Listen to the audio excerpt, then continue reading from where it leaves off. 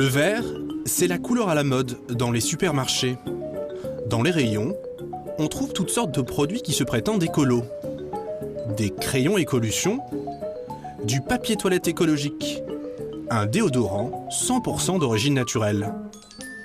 Même le panda, symbole d'une grande association écologiste, se retrouve au milieu des chaussettes et des détergents. Une telle déferlante verte que dans la grande distribution, on a dû créer un nouveau poste. Allons-y, on fait le circuit. Pierre Tritz est le directeur développement durable, le monsieur écolo d'un grand groupe de supermarchés. Aujourd'hui, il vient faire le point avec le patron d'un de ses magasins, à Soissons. Sa mission, c'est de l'aider à choisir les bons produits verts pour chacun de ses rayons. Avec sa cravate verte, il fait son travail avec enthousiasme. Pourtant, c'est très compliqué, parce qu'il y a plein de manières différentes d'être écolo, et plein de produits qui se la jouent vert. Ces liquides vaisselle, par exemple, prétendent respecter les rivières. Ce produit-là n'a pas d'impact sur l'environnement aquatique. Et il est biodégradable. D'autres produits sont verts parce qu'ils sont issus du recyclage, comme ces couettes. On a un petit plus produit où l'intérieur même de la couette, le garnissage, est issu du recyclage de bouteilles plastiques. Parfois, il s'agit même de sauver l'homme. Donc là aussi, le client qui recherche plutôt une offre environnementale respectueuse de l'environnement a le choix. Comme pour cette marque de papier. Ce produit utilise des solvants moins dangereux pour l'homme et plus respectueux dans son ensemble.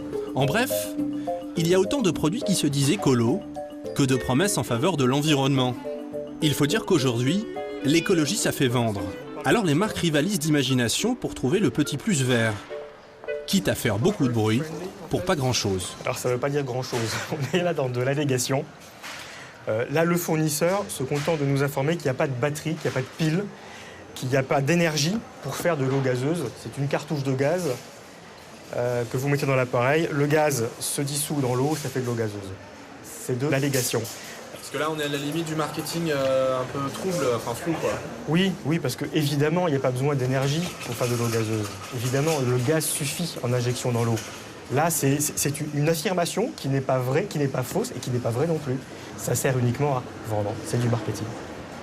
Mettre un beau logo vert pour nous faire croire qu'un produit protège la planète, c'est du greenwashing. Ou en français, le matraquage de promesses vertes pour vendre des produits qui ne le sont pas toujours. Avec des mots qui sonnent écolo, des petites fleurs partout et des paquets tout verts, les marques nous embrouillent. Même les produits les plus polluants deviennent éco-compatibles. Alors comment distinguer le vrai du faux écolo ? Comment reconnaître les pratiques douteuses de cette communication qui, pour vendre, n'hésite plus à tout repeindre en vert ? Dans les dernières pubs, des voitures polluantes se transforment comme par miracle en véhicules propres. On nous promet que des chaussures en plastique made in China protègent la Terre en luttant contre le réchauffement climatique.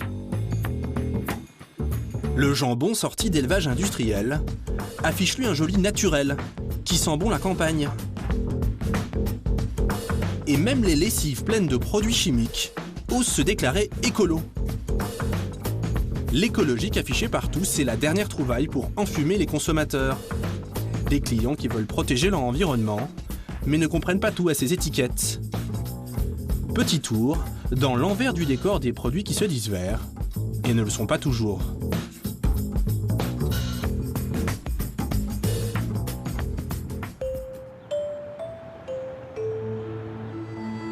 Des fabricants de produits vraiment respectueux de l'environnement, ça existe pourtant. Saint-Dié dans les Vosges, l'usine d'Alain Germont. Ne parlez pas de faux produits verts à cet homme. Depuis 10 ans, M. Germont s'est battu pour imposer des pratiques écologiques, pour un produit connu pour être très polluant, les détergents. Dans ces cuves, des savons, des dégraissants, des nettoyants sols, des produits professionnels pour laver les usines, les hôpitaux ou les voitures. Tous, pourtant, laissent un impact minimal sur la nature, à tel point que ces détergents ont une propriété unique. Et pour comprendre cet atout, M. Germont aime bien faire une étonnante petite expérience. Voilà, je vais vous faire quelque chose comme ça. Oui, je le pulvérise dans la bouche.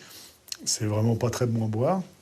Mais je n'aurai pas de conséquences. Alors bien sûr, là, j'en ai bu très peu, mais même si un enfant le porte à sa bouche et le boit de manière totalement accidentelle, il n'y aura pas de conséquences graves pour la santé.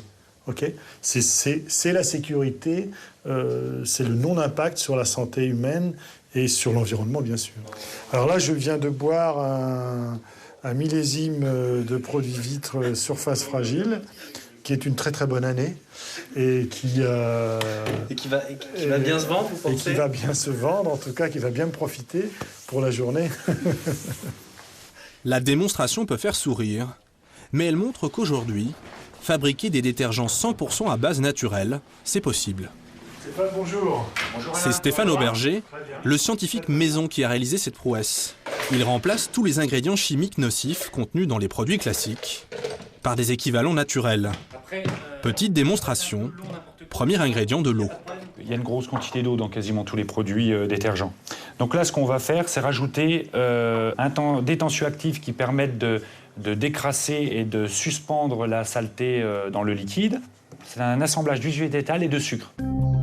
Pour le reste, ce sera de la chicorée pour épaissir le liquide.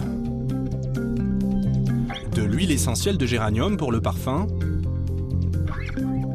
Un mélange betterave, paprika, carotte pour la couleur rouge. Et enfin, une petite touche finale. Pour un peu qu'on rajoute, par exemple, un acide citrique dedans, du citron, donc un extrait de citron, ça peut être un très bon détartrant. Donc ce que vous venez de faire là, sans aucun produit chimico-synthétique, c'est l'équivalent d'un détartrant en fait. Voilà, exactement. Un détartrant qui pourrait bien se retrouver sur les rayons des supermarchés. Avec leur cuisine végétale, Stéphane Auberger et Alain Germont vont lancer une nouvelle gamme, mais cette fois-ci pour le grand public. Dernière trouvaille, un gel pour nettoyer les mains. Donc la friction doit durer 30 secondes. Contrairement à ses concurrents, tout dans ce gel est issu de la nature. Tu vois, désinfection des mains. Ouais. D'accord. C'est bien, ça colle pas. Hein. Ça colle pas. C'est donc possible de faire des produits d'entretien sans la moindre molécule chimique nocive. Les détergents d'Alain Germont sont parmi les plus écologiques du marché. Mais le problème maintenant, ça va être de le faire comprendre aux consommateurs et d'arriver à les vendre. Justement, cet après-midi, à quelques kilomètres de là, M. Germont a rendez-vous avec des acheteurs potentiels.